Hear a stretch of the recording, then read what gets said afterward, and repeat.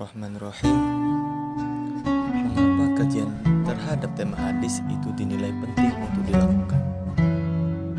Karena dengan membandingkan hadis yang memiliki redaksi yang sama atau mirip dalam kasus yang sama, atau memiliki redaksi yang berbeda dalam kasus yang sama, atau membandingkan berbagai pendapat ulama syarah dalam syarah hadis, maka akan memberikan suatu pemahaman baru, terlebih lagi kepada masyarakat yang saat ini, di mana ketika dalam memahami hadis itu mereka dengan pemahaman literal.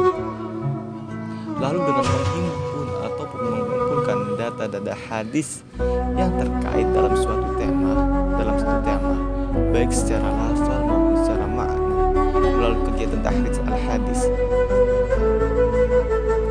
Dan dengan kita mengkaji terhadap tema-tema tertentu akan memberikan kemudahan kepada kita sendiri ketika kita ingin mengaji suatu tema dengan memetakan tema satu dengan tema yang lainnya.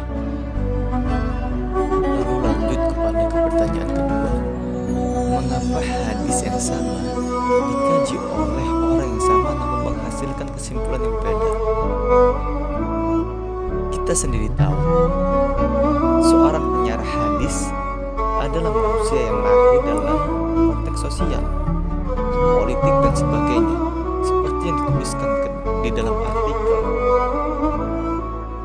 Seorang penyarah hadis adalah manusia yang lahir dalam konteks sosial, politik dan sebagainya. Konteks ini merupakan bagian tidak terpisahkan dalam membentuk pola pikir dan mengkonstruk model pemahaman tertentu. Pengalaman hidup dan stok pengetahuan yang dimiliki pasti berbeda antar satu orang dengan yang lain.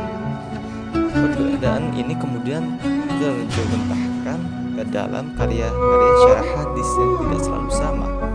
Sebagian ulama hadis saat menyarah sebuah hadis bisa jadi menggunakan pendekatan hukum dan produknya pun bernuansa hukum. Di saat yang sama, dia dikenal sebagai penganut madhab hukum tertentu, maka produk syarahnya pun tidak terlalu jauh dari madhab yang dia anut. Seperti itu. Jadi ketika seorang yang sama mengkaji satu hadis yang sama menghasilkan kesimpulan berbeda, itu karena seorang penyarah hadis adalah manusia yang lahir dalam konteks sosial dan politik dan lain sebagainya. Untuk pertanyaan kedua, aspek apa yang tidak dikaji oleh dua artikel tersebut sehingga Anda merasa perlu melakukan kajian lanjutan sebagai penutup kekurangan?